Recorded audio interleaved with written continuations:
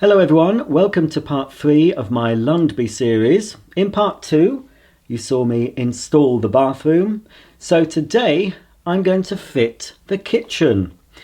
And we've also got a lovely dining table there. We have some kitchen units incorporating a dishwasher, a sink and an illuminated cabinet. And we also have a unit here incorporating a fridge freezer and an oven. And to finish off, we've got some small accessories here, some cooking implements. First things first, we're going to have a look at this unit here incorporating the sink and dishwasher. It does require a battery to light the illuminated cabinet, but the battery, according to the box, is included, and it takes one CR2032 battery. That's one of those little small round ones. So let's hope it is in the box, if we can get the box open. There we are.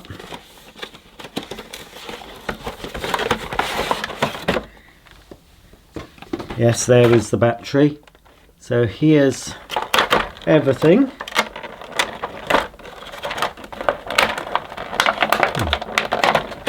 Have they taped this down? They don't normally. No. Here we go. I finally managed to get the lid off, so we can remove the main unit. It's all in one piece. And you can see at the back here, there's a little light, the lead there running from the battery to the light that illuminates the display cabinet. Of course, we've got opening doors. We've got one big drawer there and another drawer, and then two individual drawers that side. The sink doesn't open, and nor does the dishwasher, unfortunately. So before we install this in the kitchen, we need to see where the battery goes. That's on the underside, so you'll need a little screwdriver to insert the battery. So that's the battery compartment cover released. And we've got a negative showing. So we need to make sure it goes in the correct way. So it's positive that way. So hopefully, it doesn't seem to fit in very well. Unless, I think it clicks in actually. Yes, it goes underneath that tab first. That's right. And then, while holding on to the battery, we need to get the battery cover back in position. And it won't work unless you've screwed the battery down. I suppose that's for safety reasons, just in case any child might want to swallow the battery. There we go. All the drawers fell out when I inserted the battery, so we'll pop those back in. And just on the worktop there's a little button, and it'll be a bit hard to see at the moment because it's got very bright light shining, but the little light is illuminating. It's just a single light. There you go, you can see it now at the top of the cupboard there. So I'll just place this in the room. I'm not sure where everything's going to go yet, so I might have to move things about. So this large ground floor room is going to be the kitchen diner. So I'll just pop that unit on the back wall. We'll see where it's going to eventually end up. And then we've got a few small accessories. We've got a tiny little bowl. Just pop that there. And then we've got a packet of I think that's lemon tea. So again, we'll just pop everything on the unit and we'll sort it later. We've also got some coffee and, well, it's either, I think this is a cake mix because it's showing a rolling pin. So we've got some cupcake mix. So when the family move in, I'm sure they'll enjoy making cupcakes. And then we've got, that's washing up liquid, so that definitely goes next to the sink because they can't actually use their dishwasher since we can't open it, which is a shame. We'll just have to pretend they've got a dishwasher. Some of these will go in that lighted unit when I've finished, but we have a little cookbook here, again with a cupcake on it. Let's see if I can open up the cabinet. The light is still on the cabinet, but it does go off after a short period, I believe.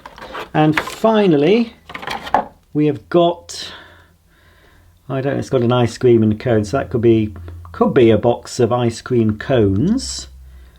And the ice cream obviously will be stored in the fridge freezer, which I'm going to open shortly.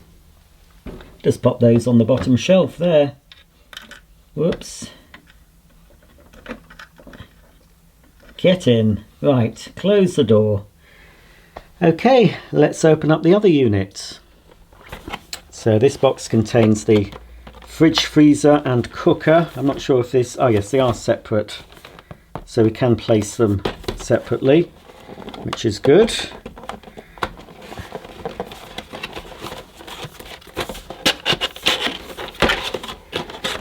Yeah, let's have a look. And this again incorporates a battery to light up the oven. Oh, we've got an instruction book here. Battery instructions, I think possibly. Oh, there was some of those as well in the other box. So I don't think we need to read that. I managed to work it out myself. That comes off a lot easier. So we've got the cooker unit, very nice wood grain finish, a ceramic hob, just wipes clean, nothing on the back there. Oh, that's good, that's a handy little additional work surface there, and you can turn that like so. That's an extra useful little thing, you can fold that back. This could be an island, this could go in the middle of the kitchen, couldn't it? So does the cooker open? The cooker does open. That's handy for those cupcakes. There's a little baking tray which slots in there. Does that cupboard open? No, that's just blank. So a couple of cubby holes. We could possibly fit that cookbook in there. In fact, we do get another cookbook as well as some other food items. So again, I won't show you this time, it'll be the same principle. We need to insert the battery into the battery compartment. So with the battery inserted, there's another little button on the top. If we press that, you might just be able to see, yes, there you go, there's the oven light. Naturally this will look a lot brighter under normal conditions. I've got two very bright lights shining at me at the moment. I think I might have, don't know whether to put that, no, it can't go there. I don't want everything along the back wall, it's because that's, yeah, that's deeper. I might move that there perhaps. We could have the cooker. Hang on, let me just see. I'm just going to try something. If I lift up the flap, the extra worktop space. Yes, I think I'll do that. In fact, I might move that along. So I've got a nice little L-shaped kitchen there. One thing I forgot to do was put some curtains up on the window there. As it's a larger window, I'm going to use these longer length curtains. So that's the curtains fitted. They don't seem to fit very securely, so I might have to use some blue tack or something. They don't really seem to hook on very easily. In fact, I've just realised I'm going to have to move my kitchen along a bit, I think, because, and there you go, you can see that the curtains aren't fixed. Not sure how you're supposed to fit these curtains, to be honest. There's no instructions. We'll just try and keep them up for the rest of the video. There must be a way of fitting them that's not obvious to me. So if you know how to fit these curtains, there are two little hooks. but they don't seem to want to hook on to this window. I'm leaving that off because I'll only start swearing when it falls off again, and well, this is not for children, obviously. I might say a few colourful things. I'm not pitching this at kiddies. I'm pitching this video to fully grown adult folk. Right, here's the fridge freezer. Now, which way you put it, I don't... Oh, it does matter. Oh, sorry, I thought it wouldn't matter. Personally, I like to have a 50-50 split in a fridge freezer. We've got a much larger fridge and a smaller freezer. So it won't go that way because that's the base. Doesn't light up, does it? No. So basically that's all we have. A wonky shelf. So that's the fridge freezer. I think I'll put the fridge freezer possibly there, maybe, for now. What do you think? Does that look okay? Might move it down a little. Yes. So I've got a nice self-contained kitchen area, and here we'll be putting the dining table, but we've got a few other accessories. Oh, the lid comes off. A tiny little pink Le Creuset style casserole dish. We'll pop that on the ceramic hob, and then also we've got a cookbook which might fit into here. Yes, it does. We might put the other cookbook with that.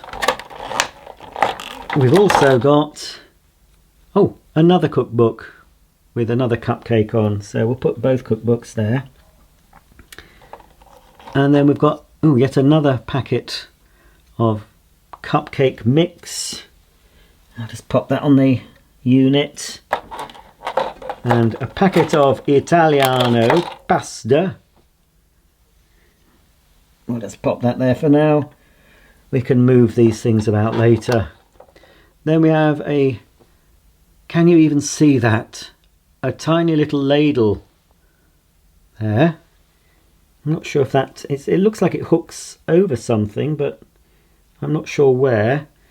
I don't think, it shows us on the box, it actually hooks over the oven door, which wouldn't be a good idea because when you open that oven door they're going to fall on the floor, aren't they? I suppose. Here's a tiny little spatula or fish slice. That could hook over that actually, possibly. I think I'll do that. I think it's silly to hook them on the oven door. So I'll hook them next to the oven so they're easy to grab hold of. So the kitchen is taking shape. Here's another little Lundby set. Details that encourage play. So that's certainly going to fill out the kitchen. Lots of tiny, tiny items in here. Let's have a look. I can open it. I must say though, not very environmentally friendly packaging. But I suppose, well, they could just put them in a bag loose like Lego. But this keeps them all nice. I won't take everything out here because it'll take me forever to place them. But you can see here we've got a couple more pans for the cooker. We'll pop one pan on the cooker top. We've got a frying pan. What a lovely bowl. I'll take that fruit bowl out actually. Oh, crikey. Blimey O'Reilly. The fruit is all individual. Just look at that. They are individual. I just thought it would be like stuck on, but they are all individual pieces of fruit. You can see there banana, pear, grapes, an orange and possibly a peach. Oh no, that's a red apple. Look at that for detail, folks. I'll put that next to the cooker because I think that'll look nice in the middle of the table. Unless we've got some, I don't know if these are herbs, possibly. Oh, a little breadboard with some French bread, some olive oil, sauce bottles, that's tomato, and more packets here, and probably another couple of cookbooks. So, like I say, I'll place those later because it's going to be very, very fiddly to do.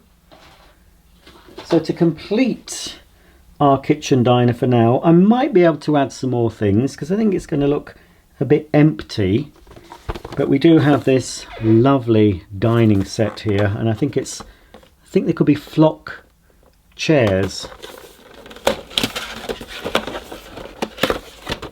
So obviously we don't get the figures with any of these sets. They are for illustration purposes only. We've got Grandpa there, a couple of grandkids over, and a little black pussycat, but none of these are included. You can buy pets separately, dogs and cats, and of course many different figures in many different shades, many different skin colours. I think there's at least 4. Obviously there's white, there's brown, there's a slightly darker brown, and then what I would call a black skin figure. So plenty of ethnic diversity at Lundby. Oh look, I was going to use that fruit bowl, but we do have a bowl included with this. And there's the table, and the lovely, they look very, very comfortable. They're going to add a splash of colour to the dining area. They are a flock finish.